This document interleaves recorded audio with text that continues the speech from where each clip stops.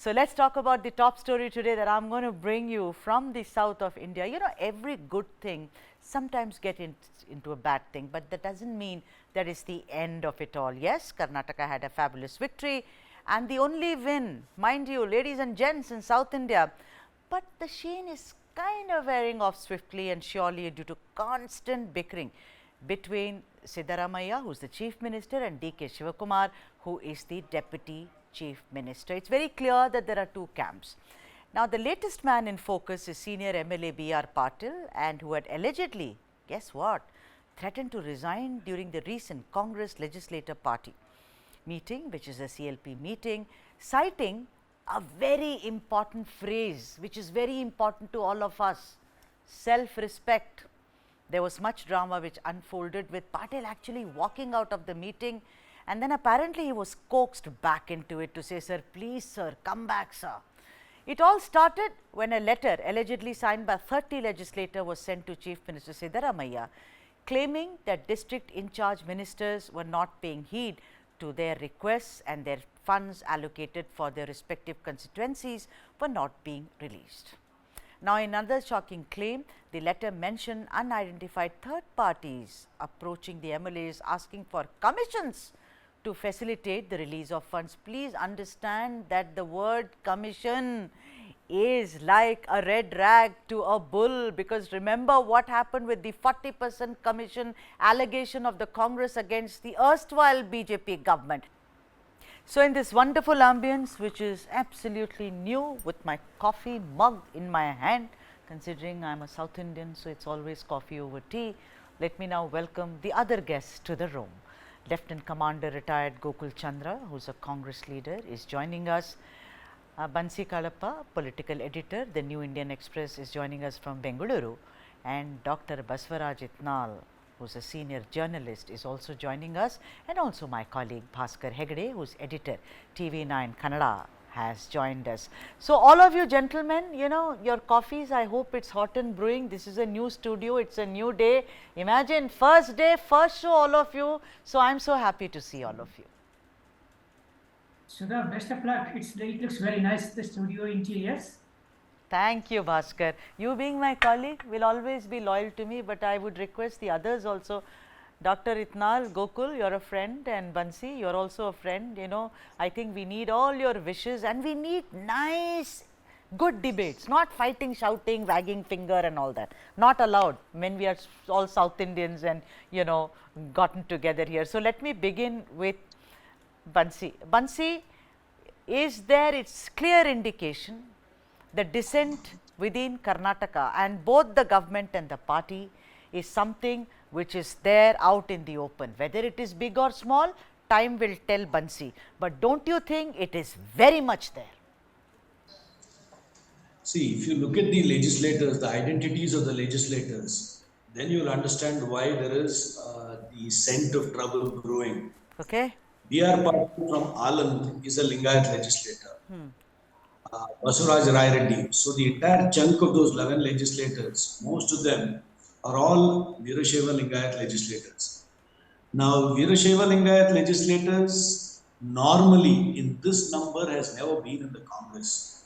So that is, a fact that all of us need to know.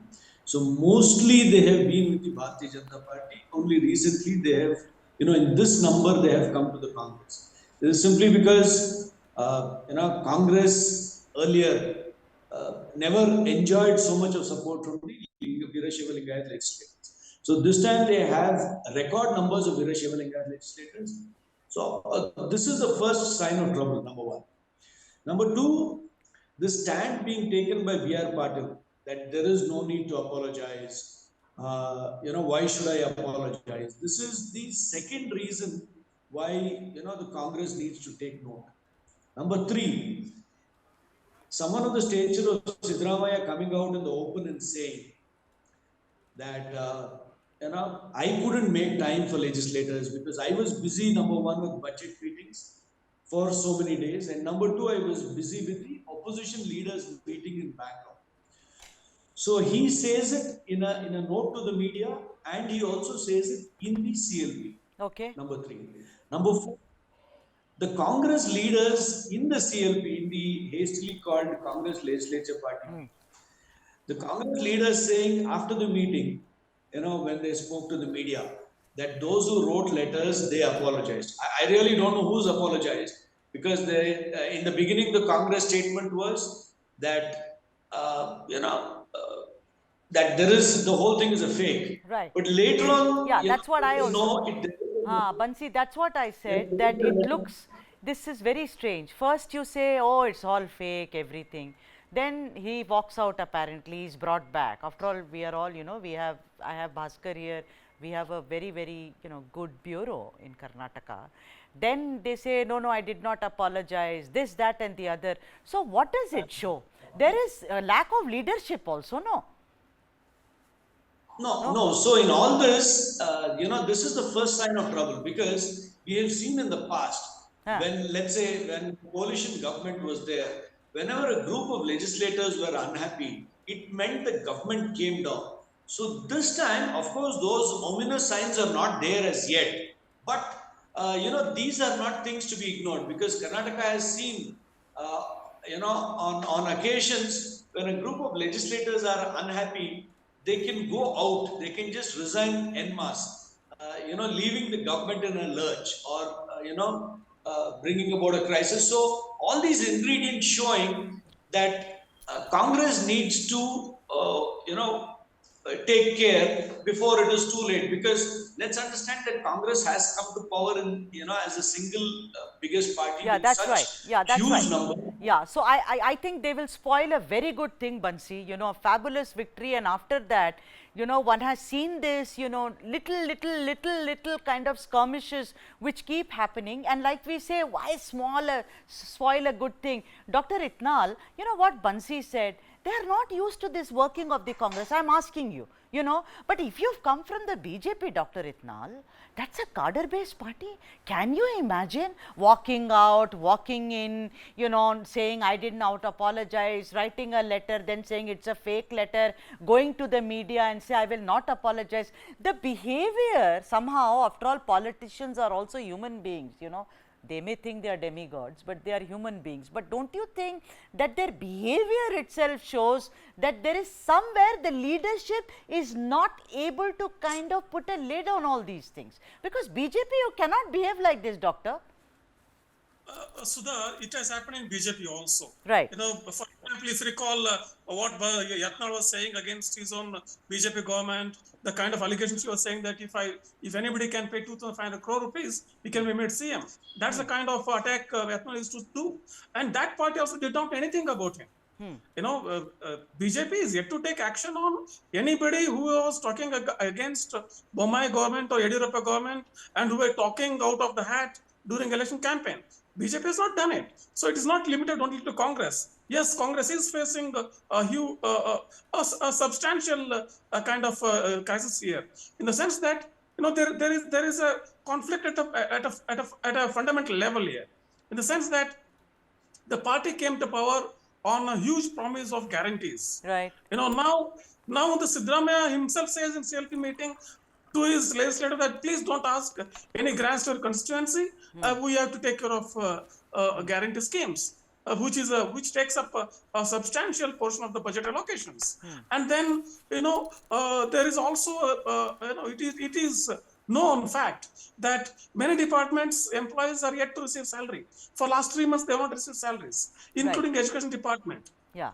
So now, such being the case, the problem is one thing, the Congress party came to power on certain promises. Right. That's a larger picture. Okay. But individual MLA also, each and every MLA also would have said something in his constituency, that I will make this road, that I will make this bridge, that I'll bring this much money for a college, or something like that. Exactly. So now what happens? So how can a political party ignore what the MLA has told to his constituents?